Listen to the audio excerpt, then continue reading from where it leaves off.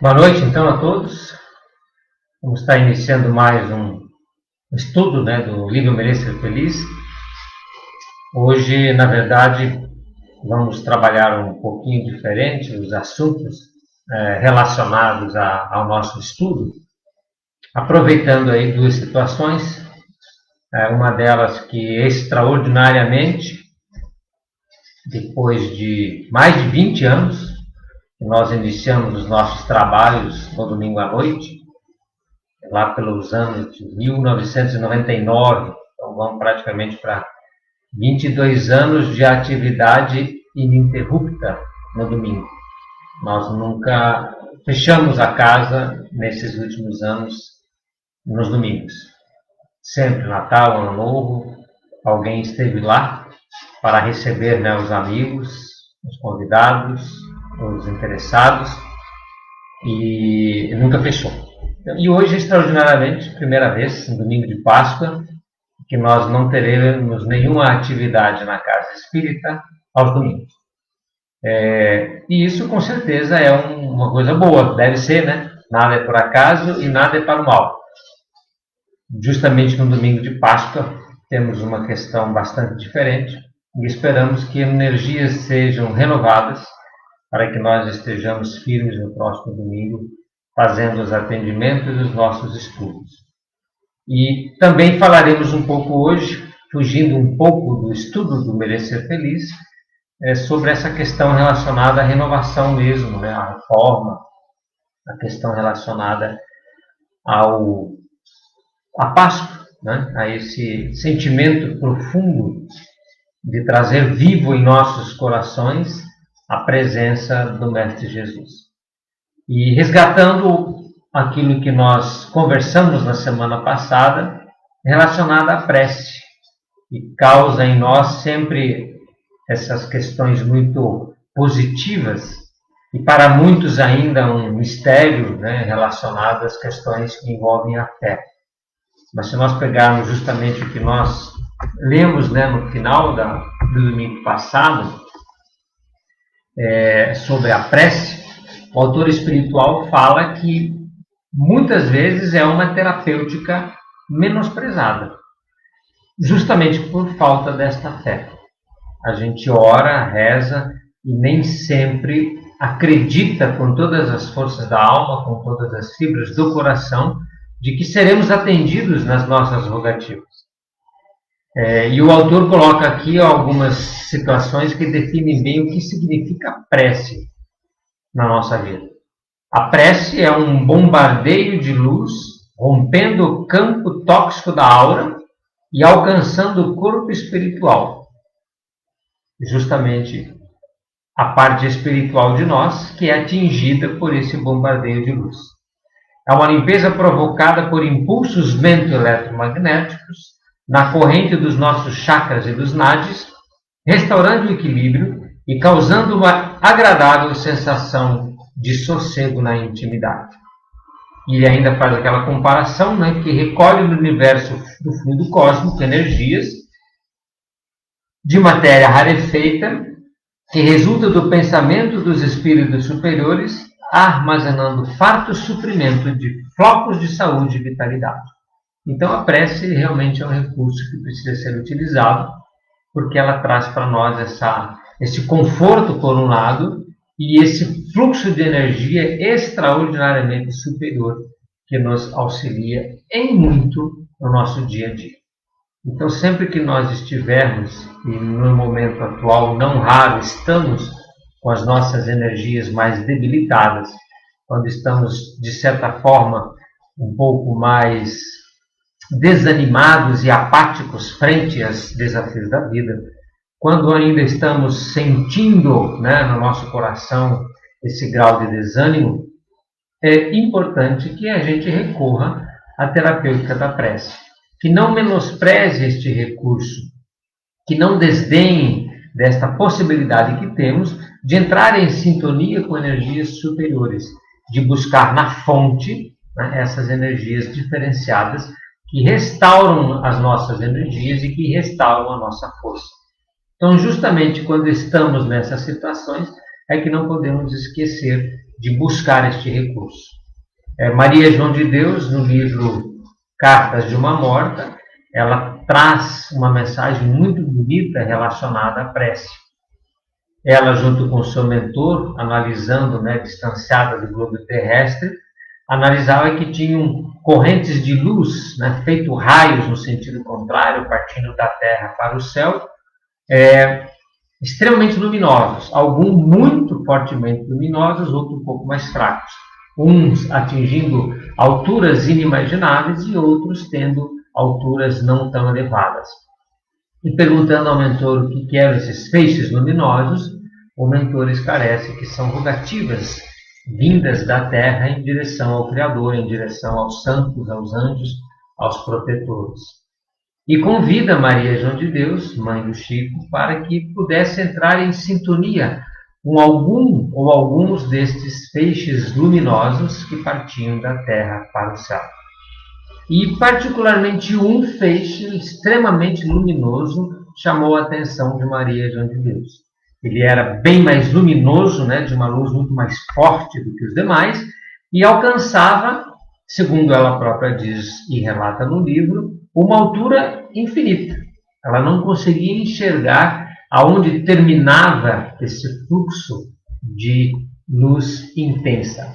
E entrando em sintonia com esse feixe luminoso, adequando a sua sintonia vibratória do pensamento com aquele feixe luminoso específico, como quem ajusta o dial do rádio para buscar na frequência uma rádio diferente da outra, assim Maria João de Deus frequenciou as suas energias de forma a entrar em sintonia com o feixe luminoso.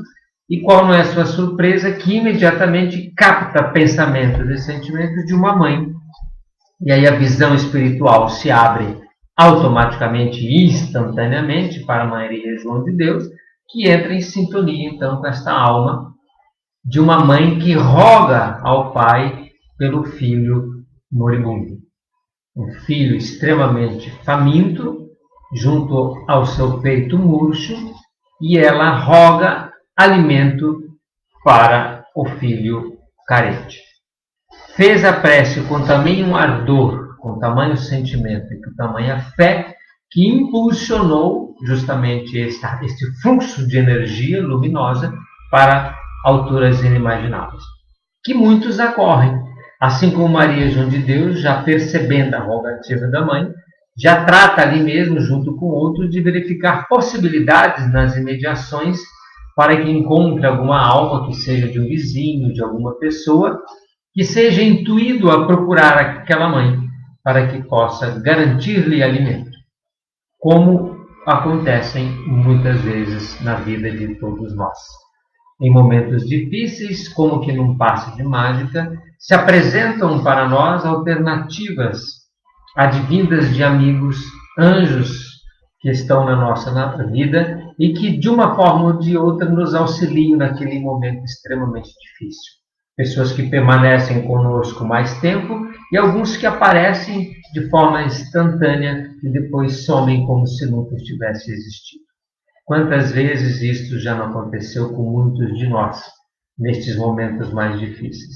É que as nossas rogativas, sinceras e profundas, alcançam as alturas, e almas benditas que circundam o globo, estes nossos anjos protetores, amigos espirituais de elevação moral e espiritual, acodem a humanidade nas mais diversas formas, fazendo com que recursos sejam direcionados para as necessidades, aproximando recursos de limitações. Então isso a gente conhece pela literatura espírita.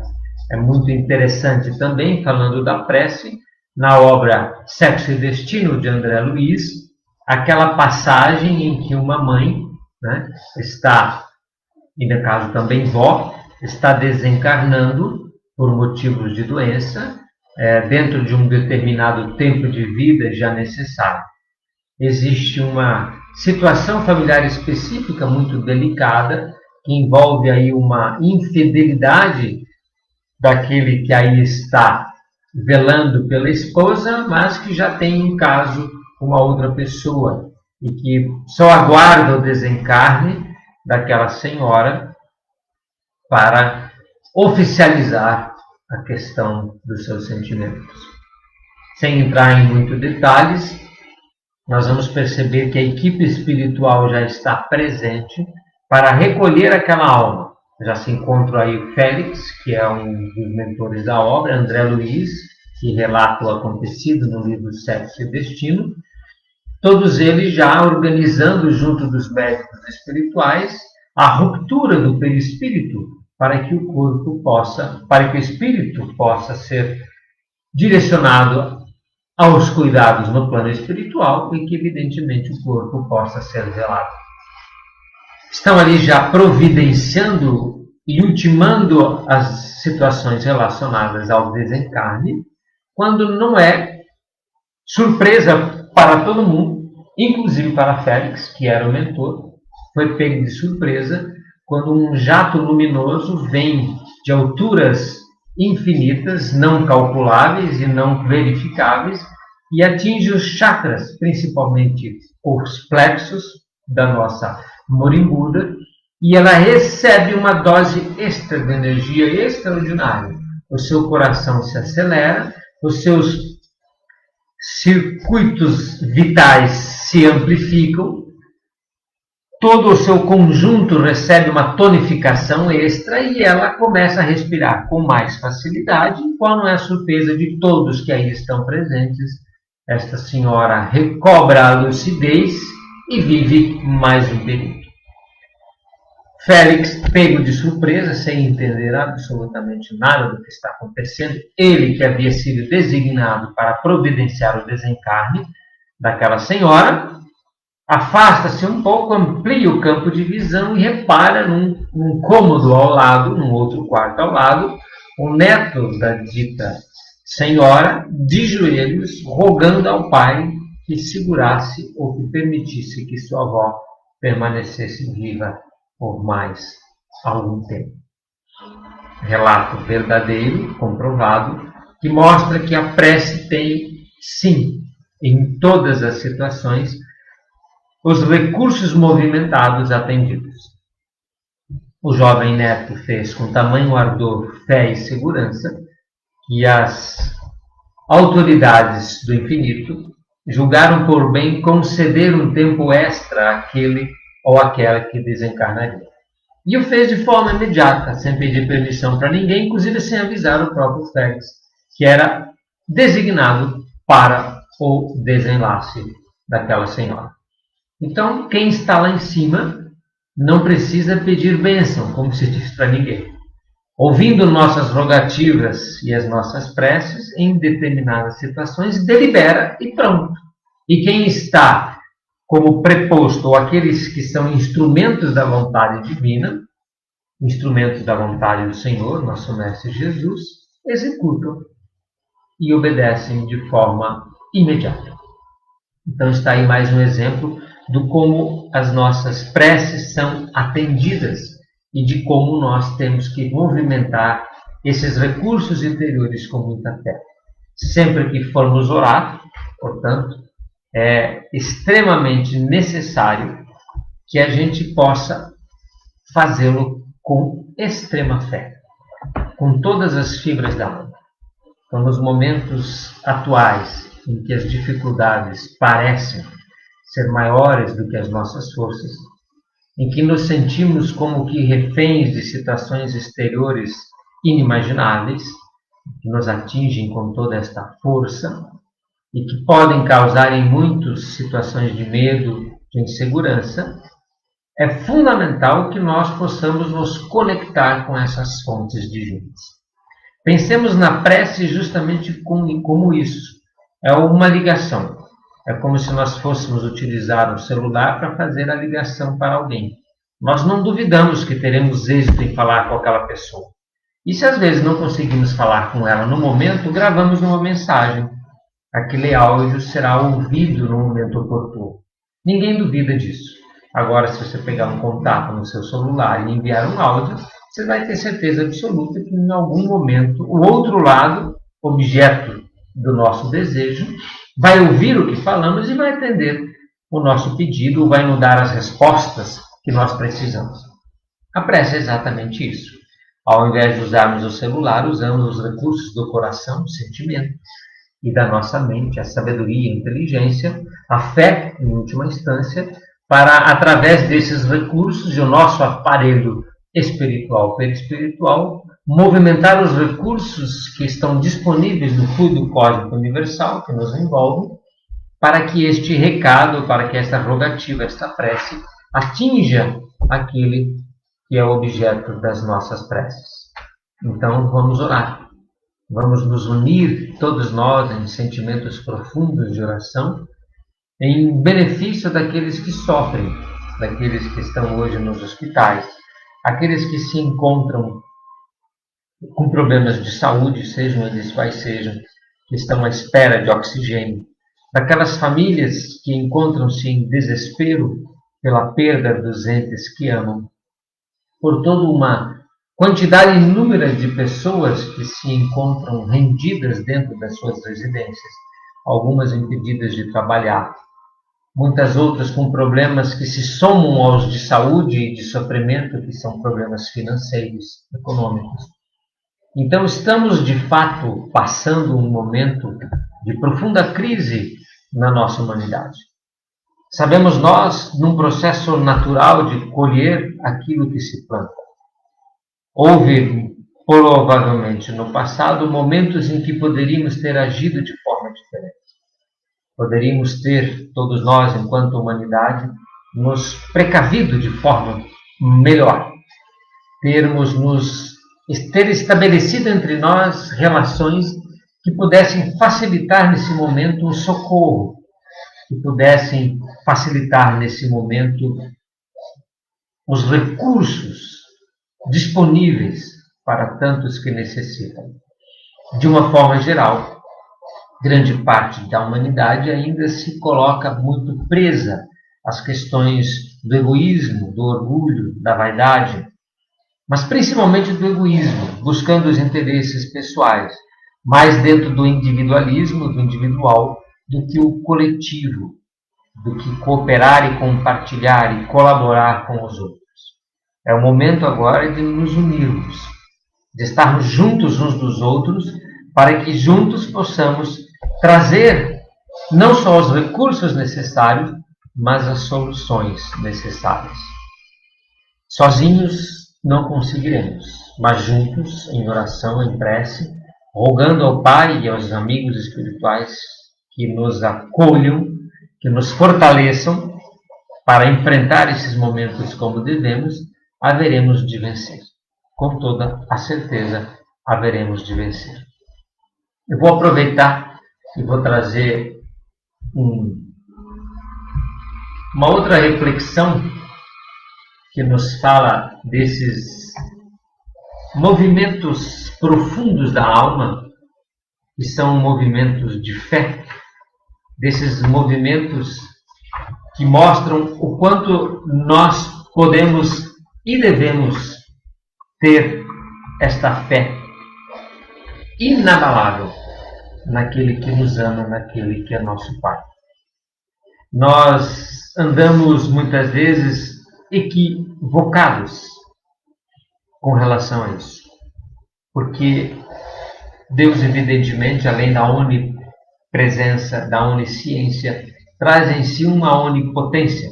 Nós sabemos que é um dos atributos da divindade, esse poder absoluto do Criador, que governa não só o nosso mundo, mas todo o universo. Então, Deus governa.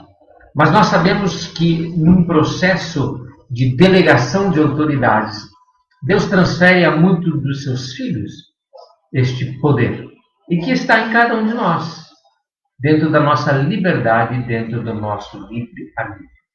Assim como Jesus. Jesus, esse filho primogênito do Criador, esse governador do nosso planeta, exerceu a vontade do Pai. Ele próprio disse: não vim para não fazer outra coisa que não seja a vontade do meu Pai. Vim para cumprir o que estava escrito. Então Jesus representa a vontade do seu Pai e movimentou-se no planeta sendo um instrumento fiel desta vontade. manifestou em todos os seus passos o amor do Pai. Curou as pessoas, elevou-as, deu a mão aos caídos e levantou-os. Levanta-te e anda, falava ele. Dava a cada um de nós esse comando: vai e não peques mais. Vinde a mim, todos vós que sofreis. Ide e pregai. Então Jesus sempre, em todas as suas falas, nos dá o movimento, nos convida a esse movimento. É imperativo. Ele não pergunta se a gente quer. Ele usa o imperativo. Vai, ide, vinde, levanta-te.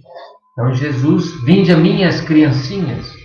Jesus, dentro de uma fala imperativa, que é o verbo, desloca energias suficientes a ponto de movimentar os que estão caídos e de curar os que são doentes. Em todas as suas falas, nós vamos ver o convite de Jesus a um movimento imperativo, que é o movimento da alma, que é o movimento do espírito. Quem deve se levantar e andar é o espírito. Quem deve caminhar é a alma. Quem deve elevar-se é este espírito do homem, que tem o livre-arbítrio. Assim como Jesus estabelece um recurso de manifestar a vontade do Criador onde quer que esteja, ele nos convida a fazer o mesmo, dizendo para nós: sois deuses, podeis fazer tudo o que eu faço, muito mais. Transferindo ele mesmo para nós essa potência, essa força, dizendo que nós temos a liberdade para escolher em agir de acordo com a vontade do Criador ou não. E todas as vezes que nós nos alinhamos a essa vontade, sendo instrumentos da manifestação divina em nós, provocam-se milagres, como a gente vê em muitas situações ao redor do mundo. Então nós precisamos ter essa força interior, essa fortaleza, essa convicção, para sermos instrumentos dessa vontade onde estivermos, para não nos permitir sucumbir ou titubear, ou não acreditar nesta força. Então nós andamos errados muitas vezes. Nós temos que ter certeza absoluta que através da nossa vontade a gente pode, evidentemente, fazer diferente. Ok? Somos livres. Nada nos impede. Neste momento, no aqui e agora, onde quer que eu esteja, eu posso escolher entre estar refém das situações que me cercam, dos movimentos internos da alma ou do coração que me convidam à tristeza, que me convidam à insegurança, ou eu posso, como convoca o convite de Jesus, me levantar, me colocar de pé, estabelecer em mim uma força que movimenta todos os recursos internos que eu tenho. O comando que eu der para o meu organismo agora, ele vai obedecer. Ele não vai, a não ser que eu tenha algum problema neurológico, deixar de cumprir com a ordem que eu determino no meu organismo. Se eu estou sentado, eu decido que vou levantar, eu levanto. Se eu estou dentro de casa e vou sair por uma necessidade justa, eu vou sair. Se há alguém nas redondezas que precisam de auxílio, eu posso me movimentar em sua direção para auxiliá-lo, levando um pão, um alimento, uma palavra. E eu posso ser instrumento da luz. E por que não sou? O que em mim está em desacordo com esse alinhamento com a divindade? Se eu sou filho de Deus e posso fazer tudo o que Jesus fazia e muito mais. Então nós vamos trazer uma leitura de um livro bastante interessante, em que fala para nos dar essa segurança para agirmos com uma escolha correta frente a qualquer situação, que nós possamos ter essa convicção. E essas frases aqui mencionadas, sob a inspiração de João Evangelista, nos dão bem uma noção do quão importante é manter essa convicção e essa fé. Vamos usar o recurso da oração para nos colocar de pé. Não vamos ficar refém da insegurança e da incerteza. Nós, independente do que aconteça, podemos fazer que a luz brilhe no nosso interior. Só depende de nós. Então ele começa assim: por que vos angustiais? Tudo foi previsto. Por que levantais vossos olhos e clamais justiça? As incertezas da vossa vida também obedecem ao grande plano da divindade.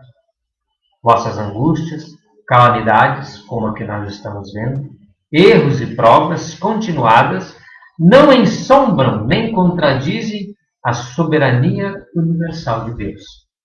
Tudo foi previsto. Foi Ele, em sua infinita sabedoria, que assim decidiu. Tudo isso estava previsto, antes mesmo da vossa criação. Não culpeis, portanto, o Pai nem seus filhos subordinados a Ele, o Mestre Jesus e todos os propósitos divinos. Tudo foi escrito em benefício de todos. Tudo foi previsto. Vejam que interessante. Se é boa a força de caráter, por que vos lamentais diante da adversidade? Não compreendeis que tudo isso é obra do Pai? Respondei a essa prova fortalecendo a vossa coragem. Então, se é boa a força de caráter, por que a gente se lamenta diante da adversidade? Ao invés de nos lamentar diante da adversidade, utilizemos a força de caráter, lutando contra essa prova com a nossa coragem. Se é bom o serviço aos vossos semelhantes, por que vos alarmais diante da desigualdade social? Respondei a essa prova com o amor desinteressado. Porque se há amor, não há desigualdade, não há sofrimento, não há quem passe fome. Então por quê? Se é bom os serviços aos semelhantes, a gente se alarma com a desigualdade. Respondamos com amor desinteressado. Se é boa a confiança em si mesmo e na vontade de Deus, por que rasgais as vossas vestes diante da insegurança e da incerteza? Respondei a essa prova com a esperança. Se é boa a afirmação do pensamento humano, por que desfaleceis? Respondei a essa prova com a humildade. Se é bom o amor à verdade, por que vos alarmais diante do erro e da mentira? Respondei a essa prova com a vossa verdade, mesmo que isso vos conduza à morte e à ruína. Se é boa a busca de Deus, por que vos entristeceis com a maldade do mundo? Respondei a essa prova com uma permanente luta pela beleza e pela bondade. Se existe alguma maldade, respondemos com a verdade, com a bondade. Se é boa a lealdade, por que retrocedeis diante da traição? Respondei a essa prova com o valor e a amizade. Se é bom o esquecimento de si mesmo, por que vos empenhais em buscar honras? Respondei a essa prova com o desinteresse. Se é boa a felicidade, por que acusais Deus de enviar-vos a dor e a solidão? Respondei a essa prova, assumindo o sofrimento próprio e o sofrimento alheio. Para alcançar a perfeição, é preciso primeiro haver conhecido a imperfeição. E é assim. Como é que haveremos de provar a nossa coragem se nós não vamos sentir o medo? Não é assim?